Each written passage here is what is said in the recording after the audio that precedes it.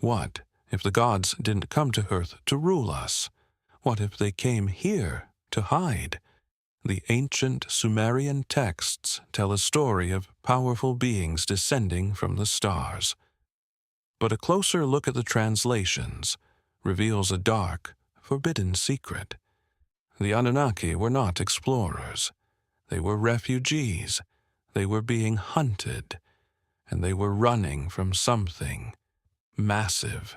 And if you are listening from somewhere quiet tonight, settled in, the world fading around you, you found the right place to follow where that evidence leads. Because the proof is not in mythology. It is not in ancient astronaut theories or fringe interpretations or the breathless claims of documentary narrators.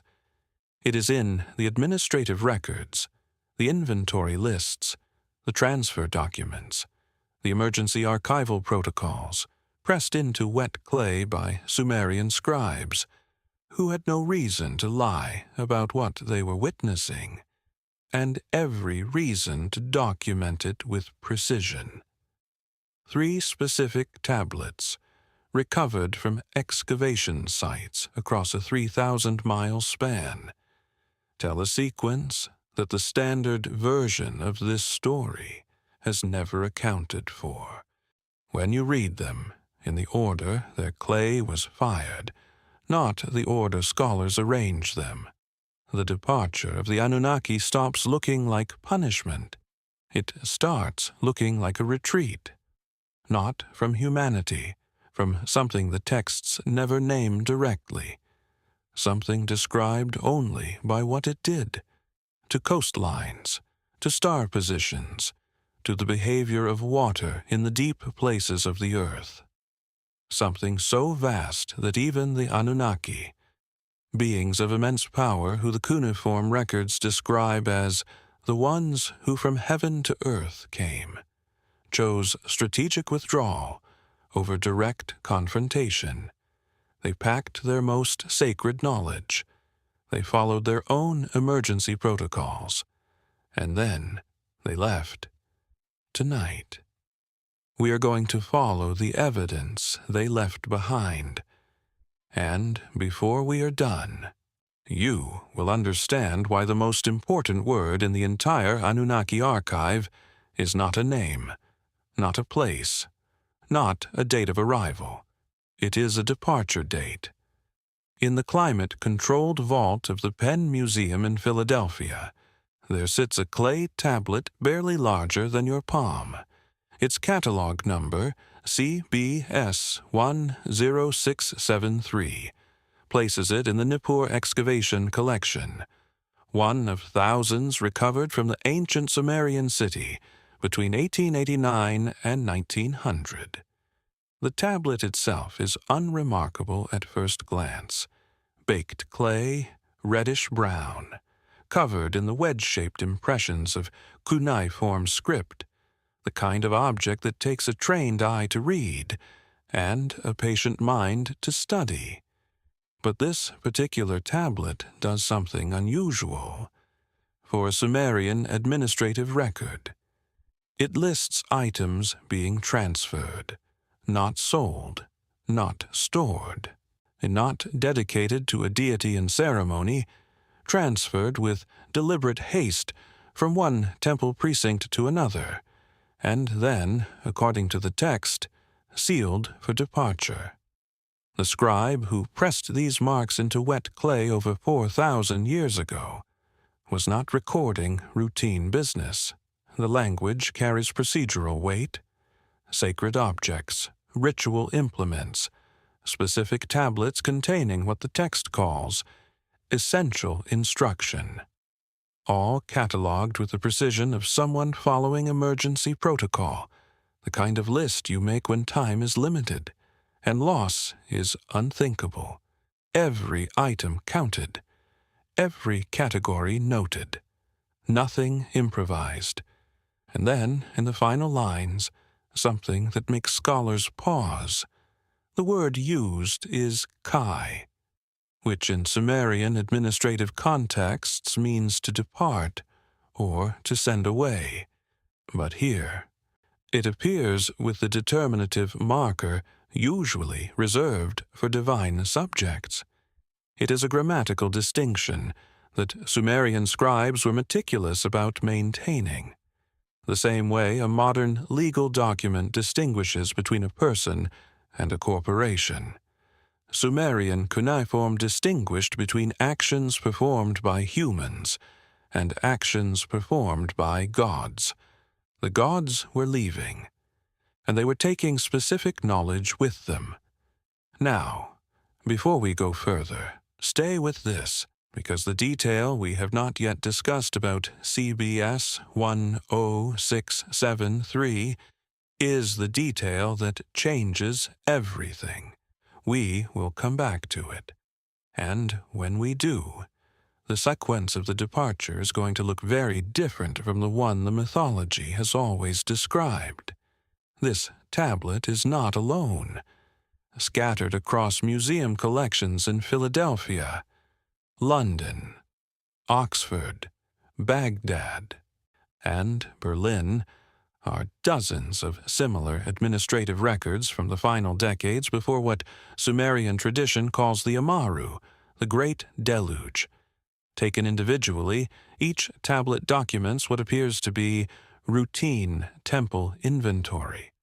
Examined together, cross-referenced by vocabulary, by scribal convention, by the specific category of objects listed, they reveal something closer to organized evacuation, the kind of thing you only understand when you stop looking at each document separately and start reading them as a single, coordinated archive.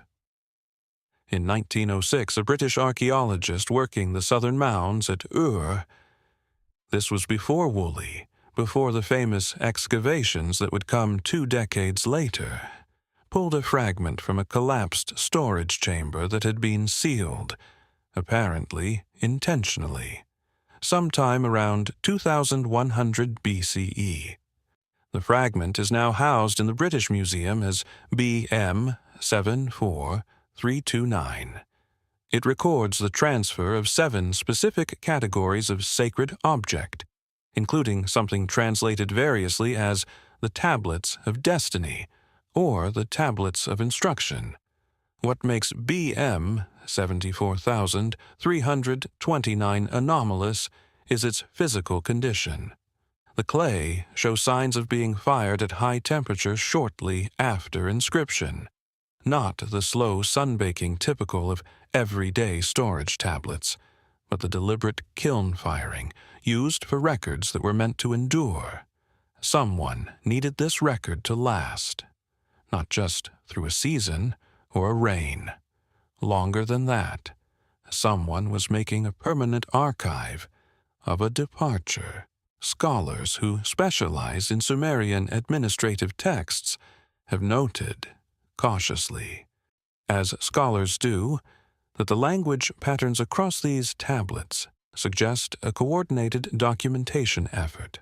Not one scribe working in one city, multiple scribes in multiple cities across a period of decades using a remarkably consistent vocabulary, the same terms appearing in Nippur and Ur and Lagash and Eridu. Cities separated by geography and politics, united in this moment by a shared administrative language of emergency. The word that appears most frequently across all of them is na, meaning away from the land, away from the built places, away from the cities whose foundations the Sumerian texts describe the Anunnaki themselves as having established. Away, the direction matters. In a Berlin gallery, in the Pergamon Museum's ancient Near East collection, there is a cylinder seal impression, not a tablet, but a rolled image pressed into clay, that dates to the Akkadian period, roughly 2334 to 2154 BCE. The scene it depicts has been described in academic literature as a standard divine assembly motif. gods gathered around a central axis, symbols of power arranged in the familiar hierarchy of Mesopotamian religious art. The iconography that appears across hundreds of seal impressions from this period, consistent and recognizable. But one figure in the assembly is facing outward, away from the center, away from the gathering of the other figures, facing the edge of the seal impression as though looking at something the artist could not include within the frame, something beyond it, something outside the bounded world of the image. Scholars call it a compositional anomaly, an artistic error, perhaps, a deviation from the convention that every figure in a divine assembly faces inward, toward the center, toward the seat of divine power.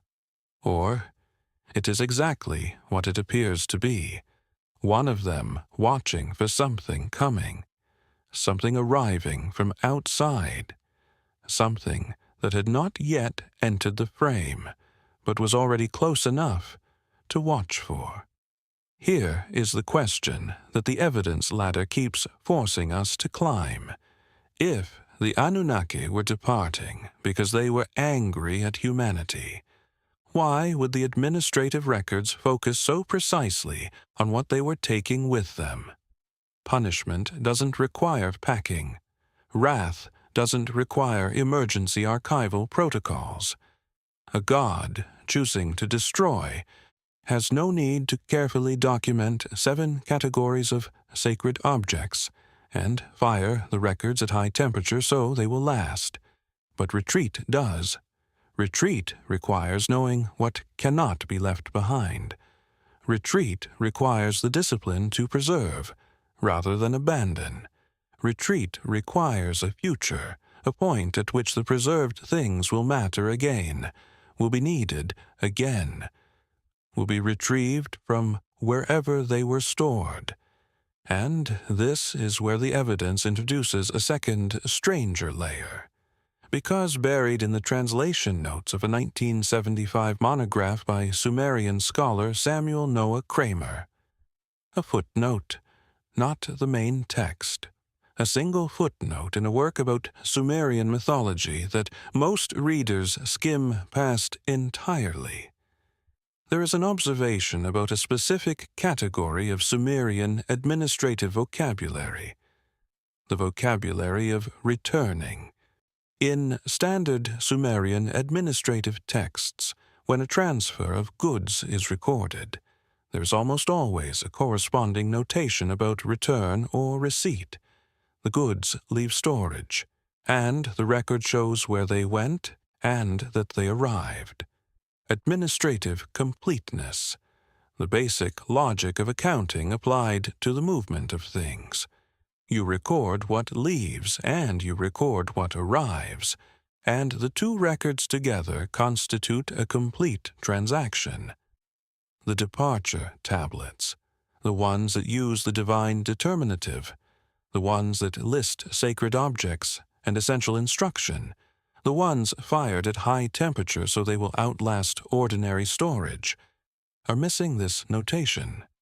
Not damaged, not eroded away by time or water. The tablets are intact.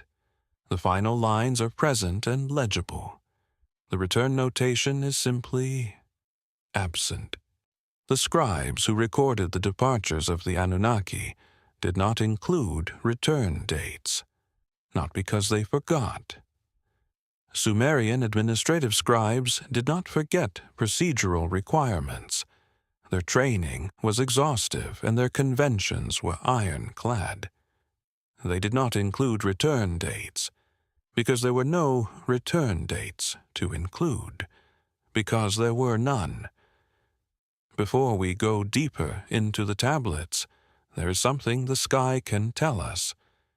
And I want to be precise about this, because it is the kind of claim that sounds dramatic and then collapses under examination, except this one does not collapse.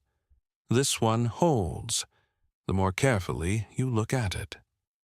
In 1999, a team of researchers at the University of Vienna published a study of Babylonian astronomical records, cuneiform tablets from the first millennium BCE that document celestial observations with extraordinary precision. The Babylonians were meticulous sky watchers. Their records of planetary movements, eclipses, and star positions are accurate enough that modern astronomers use them to calculate the positions of celestial bodies 3,000 years ago. These are not mythological texts. They are observational records made by people who watch the sky systematically, night after night, recording what they saw in the same compressed administrative shorthand that Sumerian scribes used for grain inventories and temple transfers. What the Vienna team was doing was something different. They were not calculating planetary positions. They were looking for anomalies in the records, moments where the observed sky did not match what the mathematics of celestial mechanics says should have been there. Moments where the sky watchers saw something that, by all physical reckoning, should not have been visible. They found one, a cluster of observations, across several tablets spanning what appears to be a period of approximately 40 years in the late 3rd millennium BCE, shows consistent notation of 3 specific phenomena. The first, a reddening of the lower sky, persistent across multiple seasons, noted at dawn and at dusk, in language that the observers used to distinguish it from ordinary atmospheric color.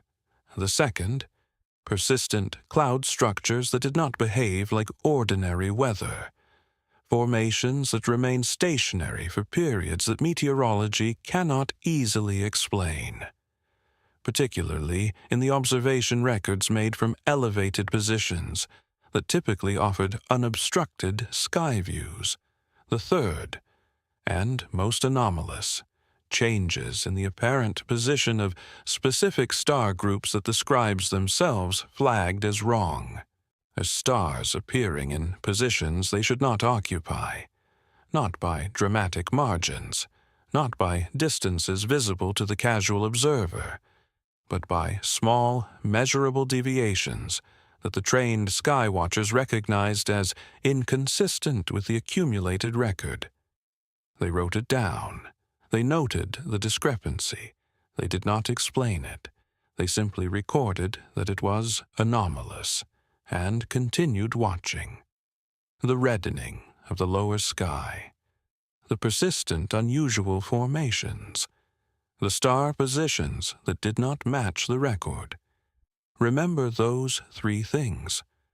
Let them sit at the edge of your attention for now, because in a short while, a geological archive from a completely different part of the world, retrieved from the floor of a sea, not from a museum vault, is going to describe 3 very similar phenomena. And when 2 entirely independent records from opposite ends of the ancient world describe the same set of atmospheric anomalies in the same century, the word coincidence begins to lose its usefulness. Now, back to the departure tablets, because this astronomical data introduces a timing question that changes the frame of the investigation. If the Anunnaki departure tablets date to the final decades before the Amaru, and the stratigraphy of multiple excavation sites suggests they do, and if the Amaru corresponds to an actual geological event large enough to alter coastal geography, which the sedimentary record increasingly supports, then the astronomical anomalies and the administrative departures are not separate phenomena, requiring separate explanations. They are steps in a sequence. Something happened, or was approaching. That changed the appearance of the sky before it changed the surface of the ground, something that left its signature in the atmosphere before it left its signature in the sediment.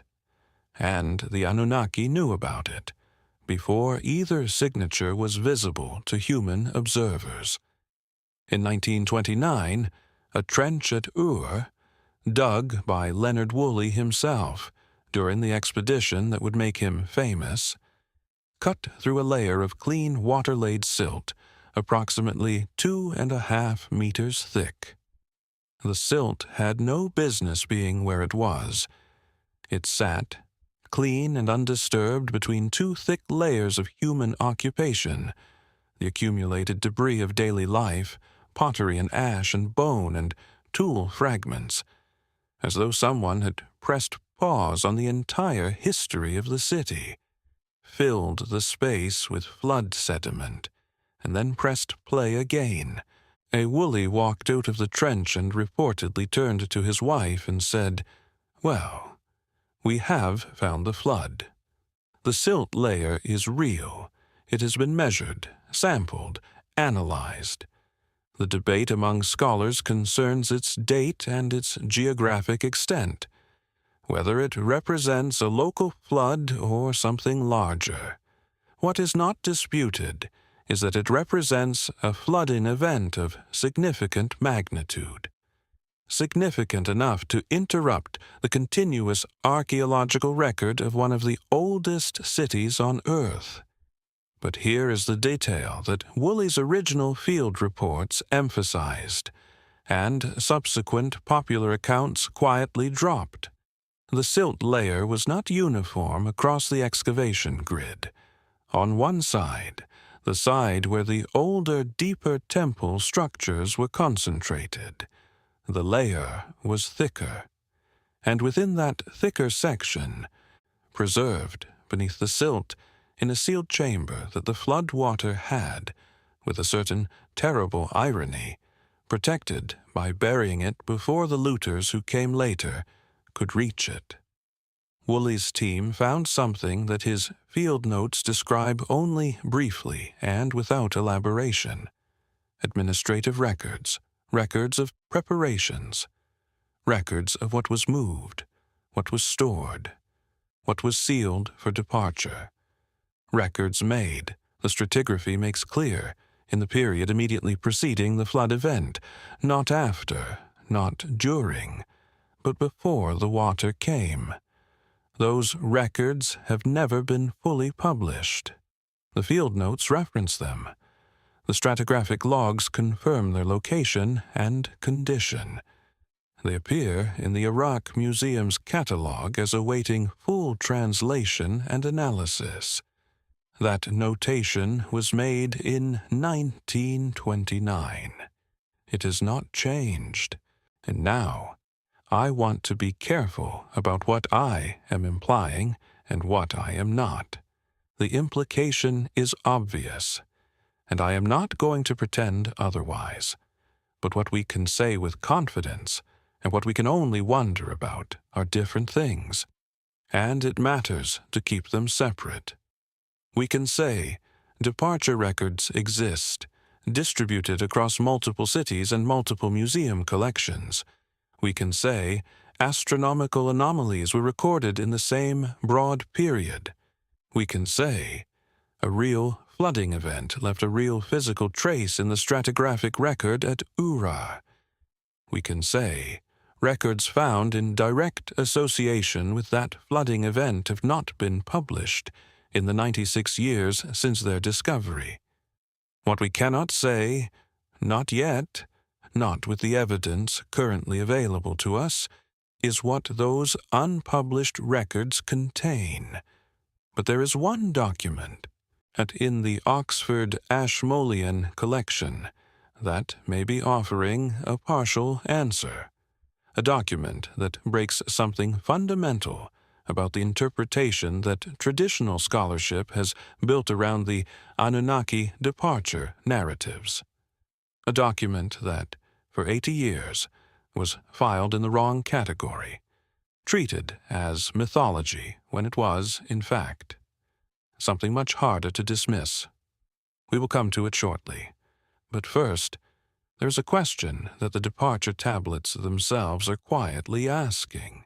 A question that is embedded not in what the tablets say, but in the vocabulary they use to say it.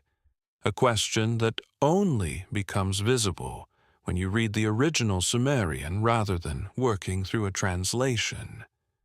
What exactly were they preserving? And more unsettling, why did they believe it needed to be preserved at all? The academic term is curated corpus. It refers to a deliberately selected body of knowledge, not the entirety of what exists, but specific elements chosen according to criteria that reflect what the curator believes cannot be reconstructed if lost. The essential things, the irreplaceable things. The departure tablets describe a curated corpus, and when scholars who specialize in Sumerian literary tradition analyze what was selected, what made it onto the emergency transfer lists versus what was apparently left behind, a pattern emerges that has never been satisfactorily explained within the standard framework of Anunnaki mythology as religious allegory or ritual narrative. The selected items fall into 4 distinct categories, not overlapping, not blurring into each other. 4 clean, identifiable categories of knowledge, and each treated as a separate line item on the emergency inventory. The first category, astronomical observation records, specifically records of sky cycles, planetary movements, eclipse patterns, the precession of star groups over long periods of time. These are not calendrical records, not agricultural timing documents, not the practical astronomy of farmers and sailors. The distinction matters. Calendrical records have immediate utility. They help you plant crops and navigate coastlines. The records listed in the departure tablets are of a different order. Records of long cycles, cycles that unfold over decades and centuries, cycles that only have value if you intend to use them again in a very different time and place. The kind of records that are worthless in the short term and irreplaceable over the long term. The second category, what the tablets call the me. This Sumerian term is one of the most debated in the scholarly literature. Individual scholars have translated it as divine laws, as cosmic principles, as the fundamental elements of civilization, as the tablets of destiny. The Sumerian myth of Inanna and Enki, one of the longest and most complete mythological narratives in the corpus, is centered entirely on the theft and recovery of the me. They are described in that text as including things like lordship, descent into the underworld, the scribal arts, the craft of the metalworker, the art of music, the making of weapons, the securing of victory. Not religious devotion, not prayers or hymns, operational knowledge. The me were instructions for how things work. Not the relationship between humanity and the divine, the mechanics of civilization itself. The departure tablets list the me first, before the genealogical records and before the astronomical data. Whatever the selection criteria were, the me was the highest priority. The third category, genealogical records, lineages. Not the lineages of human kings. Those were kept separately and abundantly in the administrative archives, and they were not on the emergency transfer lists. What appears on the departure tablets is a different category of lineage, distinguished in the cuneiform by a specific grammatical marker that Sumerian scribes used to indicate non-human subjects. The same marker used throughout the broader corpus to distinguish the Anunnaki themselves from humanity. Scholars debate what this means in practical terms. The most conservative interpretation holds that these are the lineages of priestly families whose authority was understood as divinely sanctioned. Human lineages marked as divine adjacent. A less conservative reading notes that the grammatical form used is the same form that appears whenever the texts are discussing the Anunnaki directly, and that the conservative interpretation requires the scribes to be using the marker inconsistently, which is not typical of Sumerian administrative practice. The fourth category is the one that produces the most disagreement. It is transliterated from the Sumerian as Nignam Lu'ulu.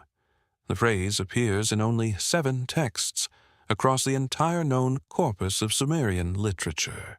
Every single one of those appearances is in a context involving the relationship between the Anunnaki and humanity.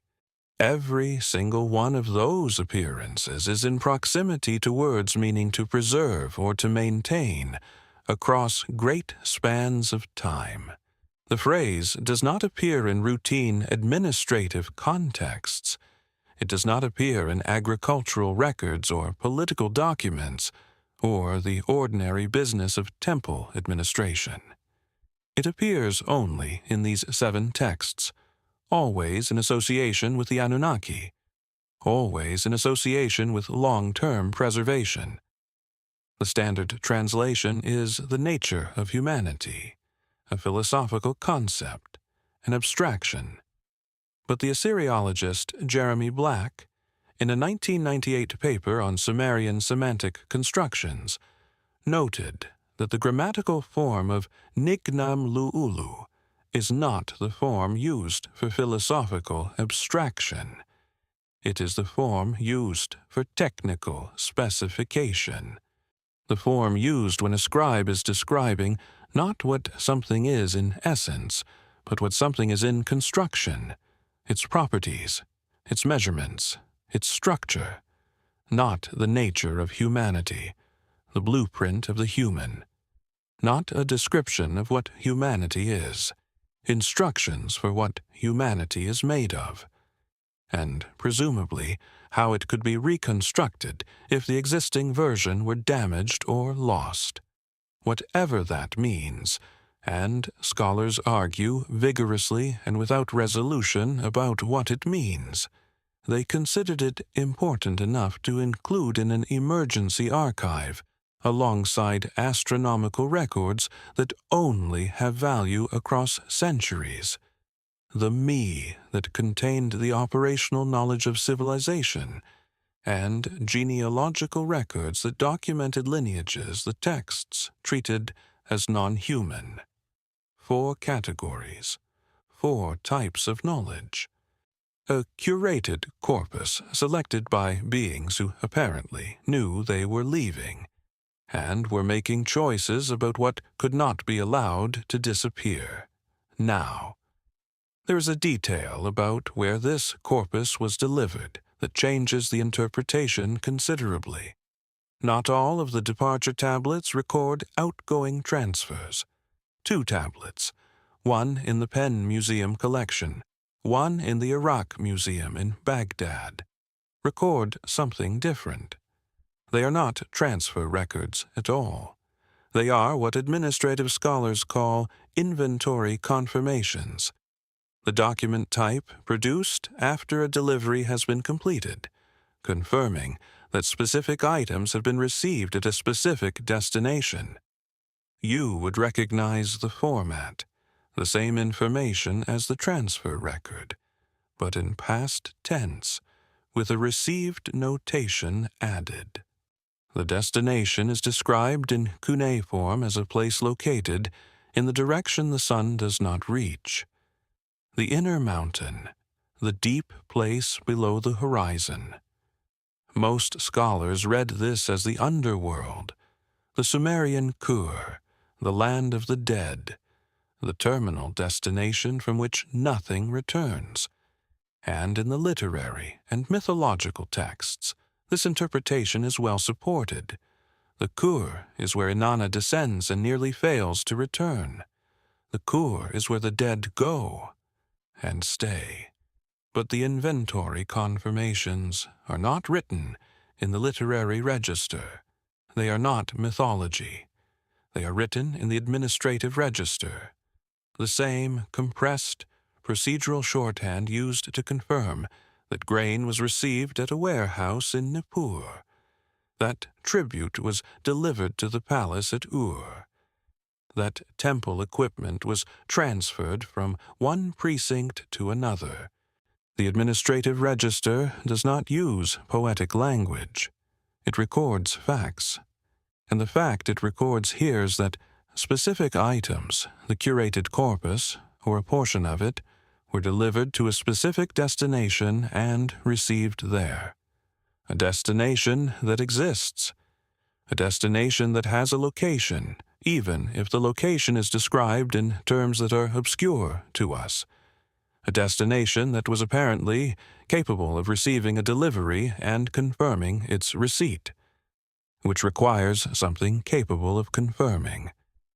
And the inventory confirmations include one more detail that the scholarly literature tends to treat as a formulaic closing notation rather than a substantive element of the record. A retrieval condition, not a date.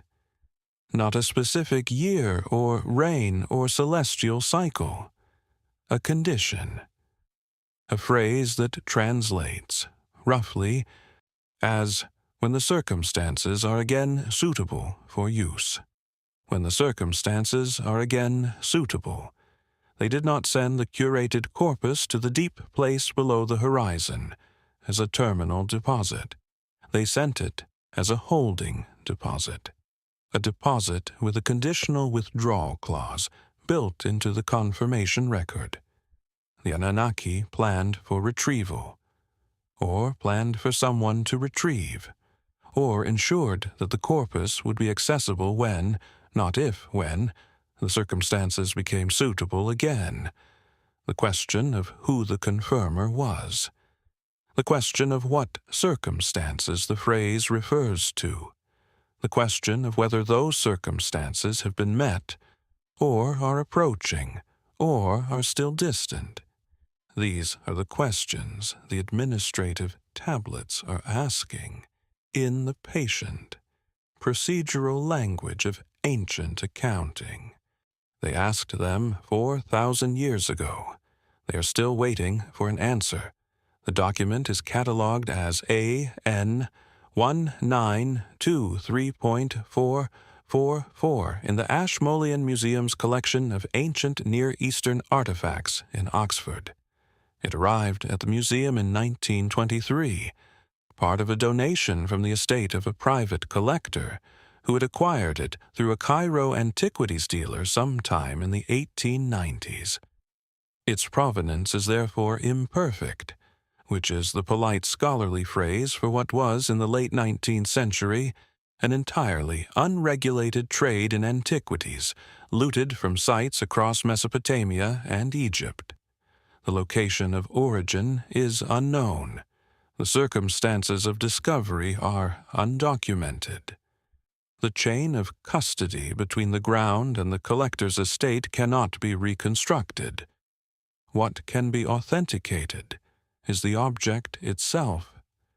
The clay composition, the firing technique, the cuneiform style, and the linguistic features of the text have been analyzed by 3 independent laboratories using thermoluminescence dating and comparative stylistic analysis.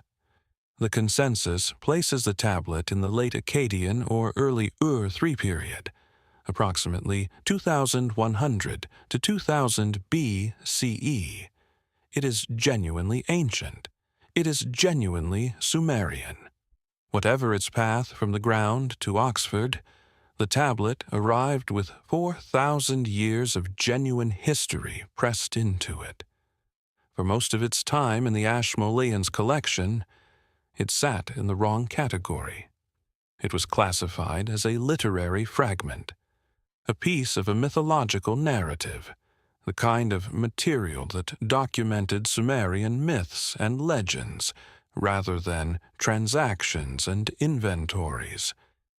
This classification was not unreasonable, based on the upper portion of the text, which does use the elevated, metaphorical vocabulary of Sumerian literary composition. The classification determined how the tablet was treated, filed with the literary materials, occasionally consulted by scholars working on Sumerian mythology, referenced in a handful of footnotes in specialized monographs, never subjected to the detailed administrative analysis that might have revealed what the lower portion of the tablet was actually doing. For 80 years, it sat in the wrong drawer. In 2004, a doctoral researcher named Eleanor Robson, who would go on to become one of the leading Assyriologists of her generation, the author of a landmark study of mathematics in ancient Iraq, a scholar whose rigor and precision are widely respected in the field, was working through the Ashmoleans' collection of unanalyzed literary materials as part of a broader project on Sumerian scribal education and training practices. She was looking for examples of scribal exercises, practice tablets, the curriculum materials that trained scribes used when learning their craft. She picked up AN 192 3.444, and she noticed something that should have been noticed 80 years earlier. The text was in 2 registers, not 2 columns arranged side by side, 2 distinct modes of language, occupying the upper and lower portions of the same face of the tablet. The upper section used the elevated metaphorical vocabulary of Sumerian mythological narrative, long vowel sounds, poetic repetition, the grammatical constructions associated with formal literary composition, the kind of language that announced itself as literature the moment a trained reader encountered it. The lower section did not. The lower section used the compressed, formulaic vocabulary of administrative record-keeping, short clauses, numerical references, the specific technical terms for categories of temple property, the grammatical constructions of inventory and transfer documentation. The same tablet, 2 languages, 2 entirely different registers of Sumerian, 1 document. This is in itself genuinely extraordinary. Sumerian scribal training maintained strict separation between these registers. Administrative scribes were trained in administrative language through years of copying practice. Literary scribes were trained in literary language through an entirely different curriculum. The overlap in the surviving corpus, tablets that demonstrate genuine competence in both registers, is vanishingly rare. Someone wrote AN 1923.444, who had received both educations, who needed both languages simultaneously, who was doing something that required the precision and legal weight of administrative language and the contextualizing frame of mythological narrative at the same time. Robson's working notes on the tablet, preserved in the Ashmoleans Research Archive, returned to the same observation several times across different pages of the notebook. The phrasing she used was, "The administrative section appears to be describing the same events as the literary section, but from a different position of knowledge. Not a translation of one into the other, not a summary or a gloss, a description of the same events from 2 different epistemic positions. The literary section describes things from the outside, from the perspective of narrative and meaning. The administrative section describes things from the inside, from the perspective of record and fact. The literary section of AN 1923.444 describes a gathering of the great ones in the high place, a decision made in assembly, a departure undertaken with the carrying of sacred things into the direction of the deep. It uses the language of myth, the great ones, the high place, the sacred, and places the events in the elevated register of divine narrative. The administrative section describes, in 17 words, 17 Sumerian words rendered in the compressed shorthand of temple accounting, the transfer of specific quantities of specific categories of record from a named temple precinct to a named point of departure. Real things, countable things, a real temple, a real destination. The literary section is telling a story about the departure of the gods. The administrative section is recording that the departure actually happened, with receipts. And the 17 administrative words include something that the literary version does not contain: a reason. Not the reason given in the mythological texts, not divine displeasure, not the noise of humanity disturbing divine rest, not the moral calculus of punishment and correction. The reason that the mythological tradition has repeated for millennia, the reason that has shaped how generations of scholars and readers and believers have understood the relationship between the Anunnaki and the flood. Not that reason. The administrative section uses a phrase that Robson translated tentatively, with appropriate scholarly caution, as in response to the arrival of the great disturbance from the outer region. In response to the arrival, not the gods deciding, not the gods acting, the gods reacting, the gods responding to something that was arriving, something that had not yet fully arrived, something whose arrival was anticipated or detectable, something described as coming from the outer region. The outer region, outside the known world, outside the sphere of the familiar sky and the charted geography of the Mesopotamian world. Outside, and in the direction that the Anunnaki themselves had come from, if the texts that describe their origin are taken at their word.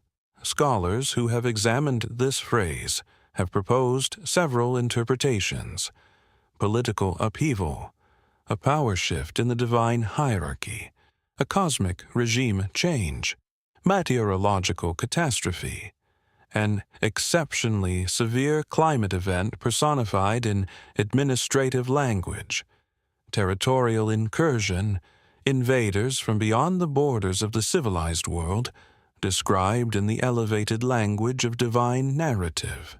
Every one of these interpretations places the great disturbance within the range of human experience, within the categories of things that happen on Earth and can be explained by Earth's history. But the phrase in the original Sumerian does not use the vocabulary for any of these things. The word translated as disturbance is a compound. Its root, the base word from which the compound is formed, means disruption to established pattern, deviation from the expected sequence, the interruption of regularity. And this root appears in one other location in the known Sumerian corpus, in an astronomical observation text describing a celestial body observed to deviate from its predicted trajectory, a body that was supposed to be where the records said it should be and was not, a body moving in a way that the accumulated sky-watching record did not account for. The great disruption to established pattern from the outer region, Something that was supposed to behave one way and began behaving another. Something approaching from outside. Something whose trajectory was anomalous. Something the Anunnaki had apparently detected with enough advance notice to execute an organized, documented multi-city evacuation before it arrived. The Anunnaki were not leaving because they were angry. They were leaving because something was coming, something they had detected, something they chose not to confront or attempt to prevent. And they had enough warning and enough organizational capacity to document every step of the departure before the sky showed the rest of the world what was approaching. Now, let me bring in the witness that exists entirely outside the Sumerian record, the witness that cannot be accused of cultural bias or scribal invention, the witness that does not speak in cuneiform or mythology or administrative vocabulary, but in the language of sediment and chemistry. In 2006, a geological survey team working in the Black Sea region retrieved sediment cores from the deep basin of the sea as part of an ongoing effort to understand the dramatic expansion of the Black Sea that occurred when rising post-glacial sea levels breached the Bosporus sill, the narrow land bridge separating the freshwater lake that would become the Black Sea from the rising salt water of the Mediterranean. This event, which the geological record places somewhere between 8,000 and 9,000 years ago, has been proposed by researchers William Ryan and Walter Pittman as the historical basis for the flood narratives that appear across cultures from Mesopotamia to the Caucasus. The 2006 team was not working on that event. They were working on a more recent anomaly in the cores, a feature in the sediment record that appeared at depths consistent with a much later period. Within the cores, at a depth corresponding to approximately 4,000 years before present, the geologist examining the samples encountered something unexpected. A layer of fine ash, chemically distinct from the volcanic sources known in the region, distinct from the outputs of the volcanoes in Turkey and the Aegean and the Italian peninsula that regularly contribute ash to sediment records across the Mediterranean basin. Not Santorini, not Vesuvius, not the Turkish volcanic fields, chemically unmatched to any known regional source. Ash from somewhere else. Ash that had traveled a significant distance, carried by upper atmosphere currents, before settling to the floor of the sea. By itself, interesting, but not conclusive. Ash does travel. Major volcanic events inject material into the upper atmosphere and carry it thousands of miles. A single ash layer in a single core is evidence of something, but not necessarily evidence of something extraordinary. The 2006 study was not working from a single core. They had 47 cores from across the Black Sea basin, from multiple depths and multiple geographic positions within the sea. The ash layer appeared in 39 of them, chemically consistent across all 39 appearances, temporally consistent, deposited at approximately the same depth, which means approximately the same time, across the breadth of an entire enclosed sea. Whatever produced this ash was large enough to distribute its output uniformly across a body of water hundreds of kilometers wide. And the source of the ash has not been identified. No volcanic event of the appropriate magnitude, in the appropriate period, from the appropriate chemical source, appears in the geological record. An unidentified source, an unidentified event, a chemical signature deposited across an entire sea approximately 4,000 years ago. And now, go back to the astronomical records from Vienna. The reddening of the lower sky, persistent across multiple seasons, the unusual cloud formations that did not behave like weather, the star positions that the Babylonian observers noted as anomalous, recording their deviation from the expected positions in the same tablets where they documented everything else they saw. Fine particles injected into the upper atmosphere by a major event, volcanic or otherwise, scatter sunlight and produce reddening at dawn and dusk. They create persistent cloud-like structures at high altitude. And they create refraction gradients that can affect the apparent positions of stars as observed from the ground. Small deviations, measurable deviations, exactly the kind that trained skywatchers record and note as requiring explanation. The sky looked wrong because something had been introduced into it. Something introduced into it approximately 4,000 years ago, whose source the geological record has not identified, whose chemical signature is preserved in 39 cores from the floor of a sea. The astronomical anomalies and the geological evidence are not describing different phenomena. They are describing the same phenomenon from two different types of record. One written by human observers watching the sky. One written by physics and chemistry in the sediment of a sea. And the Sumerian departure tablets date to the same period. This is the pattern that demands attention. 3 independent lines of evidence from 3 different disciplines, from 3 different types of source material, converging on the same period with consistent anomalies. The administrative records say organized evacuation. The astronomical records say the sky was wrong.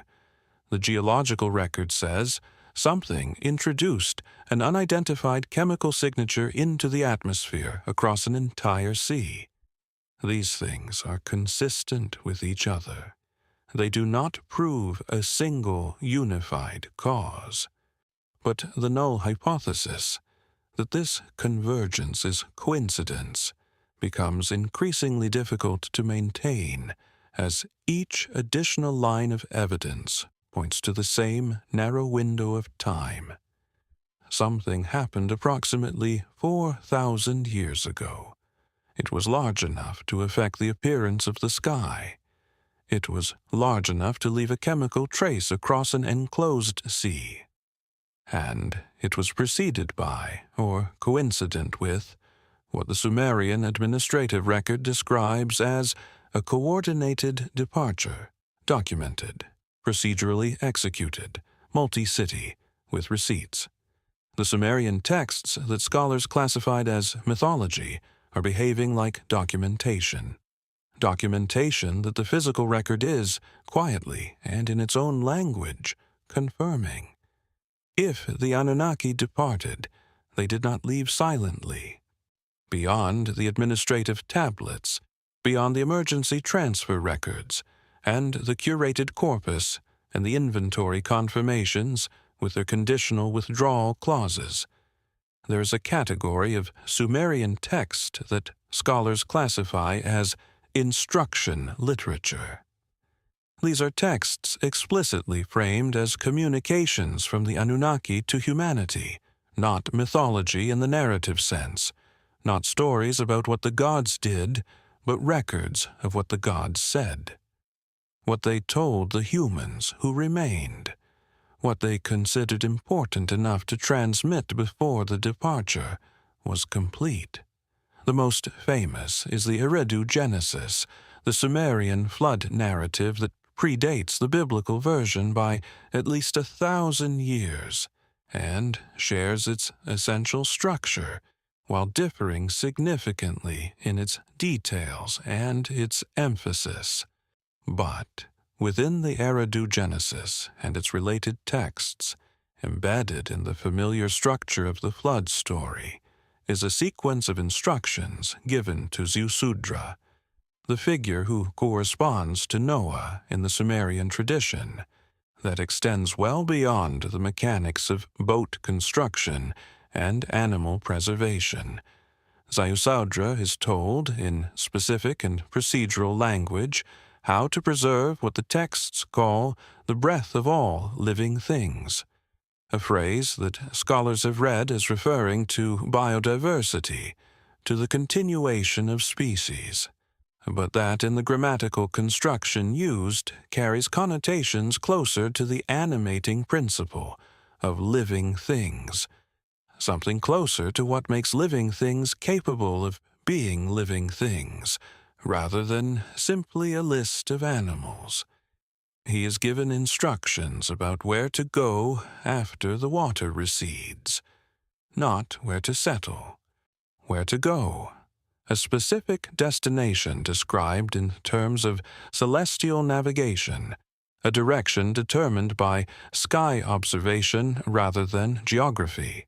He is given what the text calls signs to watch for, specific observable phenomena that will indicate when certain conditions have returned, not general reassurance that the world will recover. Specific indicators, a checklist of things that a careful observer, watching and measuring and recording, will be able to identify as the signal that the waiting period has ended. And then he is given something that the standard academic treatment of the Genesis tends to pass over without extended analysis.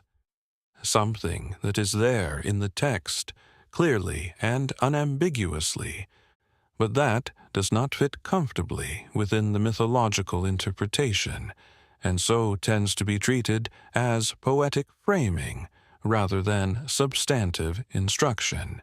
He is given a waiting period, a specific, numerically described duration during which he is instructed to maintain what he has preserved, to watch for the signs, and not to disperse the preserved knowledge, whatever that preserved knowledge consists of, until the signs have been observed and confirmed.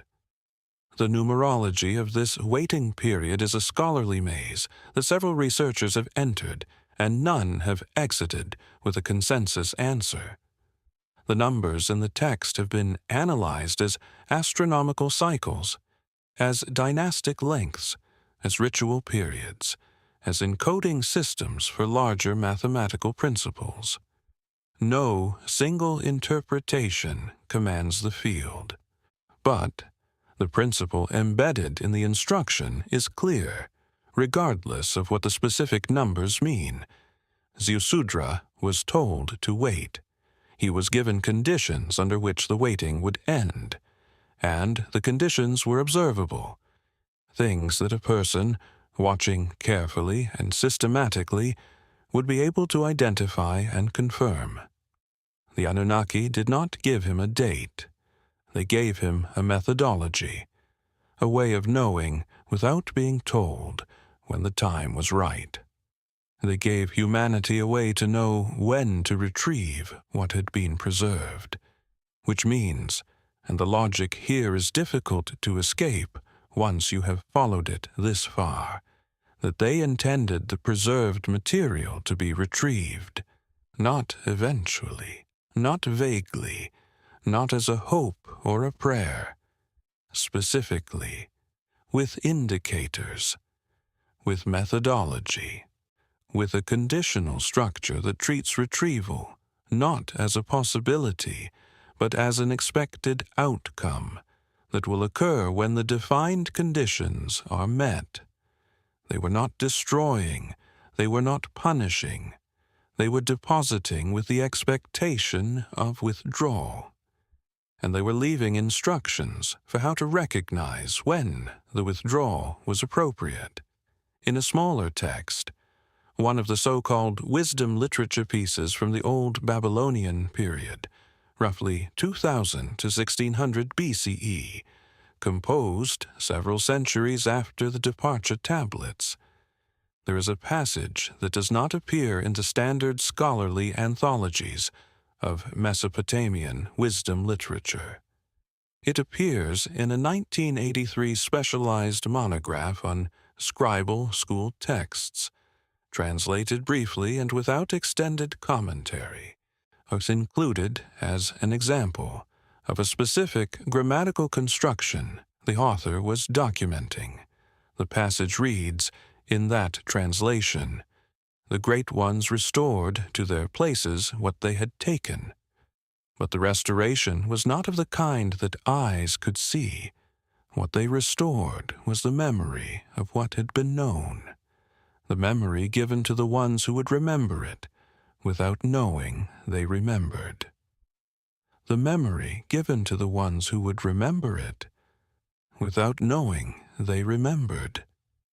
Scholars who encounter this passage read it as mystical language, the kind of esoteric expression common in ancient wisdom traditions, language that points toward the ineffable, that describes spiritual states in terms that resist literal interpretation. And perhaps they are right. Perhaps it is exactly that. But consider the alternative. Consider what it would mean if it is description rather than poetry. If the memory given to the ones who would remember without knowing is not a metaphor for spiritual transmission, but a technical description of a storage method. The blueprint of the human, the Nignam Lu'ulu, was the one item on the emergency transfer lists that makes the least sense as a physical object. A blueprint is not the thing. It is the instructions for making the thing. If you have the blueprint, you can reconstruct the thing, even if the thing itself is destroyed. But a blueprint stored in a clay tablet in a physical vault requires the vault to survive, and requires someone to know where the vault is, and requires someone to be able to read what the vault contains. A blueprint stored in the memory of a species, in the deep architecture of cognition, in the layered structures of human capacity, in the patterns of what human minds consistently do and consistently know and consistently rediscover across cultures and centuries without being taught, does not require a vault, does not require an address, does not require an unbroken chain of custody. It requires only that the species survives, which is precisely what Ziusudra was tasked with ensuring. There is one final layer to this investigation. It is the layer that returns us to the beginning, to the Penn Museum, to CBS 10673, to the detail I told you in the first section we would come back to. The detail I held in reserve because its full weight only becomes clear after everything else has been established. The detail that changes the sequence. CBS 10673 is an administrative transfer record. We established that in the first minutes of this investigation. It lists sacred objects being moved with deliberate haste, sealed for departure, documented with emergency precision. The word key appears with the divine determinative. The gods were leaving. The record was made carefully enough to survive 4,000 years in the soil of Nippur and another century in the collection of the Penn Museum. What I did not tell you when we first visited this tablet is what is written on the reverse face. In the Sumerian corpus, most administrative tablets are single-sided. They record one transaction on one face. The reverse is typically blank, or carries only a summary notation, or bears the cylinder seal impression of the official who authorized the transaction. A signature in clay, rolled across the surface to authenticate the record. CBS10673 has writing on the reverse face that is not a summary, not a seal impression, not an authorization notation. It is a different text entirely, in a different hand. The primary scribe, the one who composed the departure record, the emergency transfer documentation, the inventory of sacred objects being moved with the divine determinative key, completed their work and set the tablet aside, still wet enough to receive additional impressions. A second person picked it up. A second scribe, identified as different by the angle and pressure of the cuneiform impressions, by the slightly different stylistic approach to specific character formations, by what the catalog notes describe as a distinct scribal hand. A second scribe added something to the reverse of the tablet after the primary inscription was complete. After the departure record was finished, after the emergency transfer documentation was done, the tablet should have been set to dry, fired, archived. Instead, someone turned it over and wrote on it again.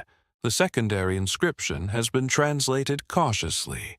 The scholarly caution here is appropriate, because the text is partially damaged at the edges, and some readings are uncertain, as something like the following: observed from the roof of the house of the god at the 9th watch. The light moved in the manner of water, but toward the upper region. Those who were watching said it had come from beyond the stars. Read those words slowly. The light moved in the manner of water, but toward the upper region. Water moves with a fluid, continuous, wave-like quality. The Sumerian observational vocabulary that uses the analogy of water to describe light movement appears in astronomical texts describing aurora-like phenomena, or the refraction of light through atmospheric particulates, or possibly luminous phenomena that the observers had no existing framework for describing. The comparison to water says it was not fixed, not steady, not the ordinary behavior of fire or lamplight. It moved continuously in a flowing pattern, but toward the upper region, not falling, which is what water does, rising, or moving horizontally in that undulating water-like pattern, but in a direction that was not down. And those who were watching, not one person, not the solitary scribe, but a group of observers on the roof of the temple in the middle of the night, believed that what they were watching had come from beyond the stars, from outside the known sky, from the outer region. The secondary inscription is not in the administrative register. It is in the observational register, the compressed, factual language of the astronomical diaries, the sky-watching records that the Babylonians would later perfect into one of the most sophisticated astronomical traditions in the ancient world. The scribe who wrote it was not composing poetry. They were recording an observation in the same way that the sky watchers whose records the Vienna team analyzed recorded their observations of reddening skies and anomalous star positions. An observation made on the night that the departure records were being finalized. And here is the detail that creates the sequence that changes everything about how the Anunnaki departure is traditionally understood. The departure record on the primary face was completed first. The packing was documented. The emergency protocols were fully executed and recorded. The sealed items were prepared for transfer. Kai with the divine determinative. The gods were already leaving. And then the sky event occurred. After the records were complete, after the departure was, administratively speaking, finished. The secondary inscription was added after the departure record was done, because the observation it describes happened after the departure record was done. The departure was not triggered by the sky event. The departure was already complete, already documented, already executed, when the sky showed the remaining observers what was approaching, which means the Anunnaki had information before the sky gave it. They had advance awareness, enough advance awareness to organize a multi-city evacuation, to prepare an emergency archive, to select a curated corpus of irreplaceable knowledge, to transport it to a designated storage location and confirm receipt, to give detailed instructions to Ziusudra, to compose a document in 2 registers simultaneously. All of this before the observable evidence of what was approaching became visible to the sky watchers on the rooftops of the Sumerian cities. They did not react to the sky event. They had already acted, completed their response, and departed, before the sky event gave anyone else reason to look up. They knew before the signs appeared, and they used what they knew, not to fight, not to prevent, not to intervene in the approach of whatever was coming, but to preserve, to document, to ensure continuity, to give humanity what humanity would need to reconstruct what might be lost. They left a record designed to be found, a record that would survive the event they were departing before, a record that would wait, patient as fired clay, for someone to sit in a climate-controlled vault and understand what it was saying.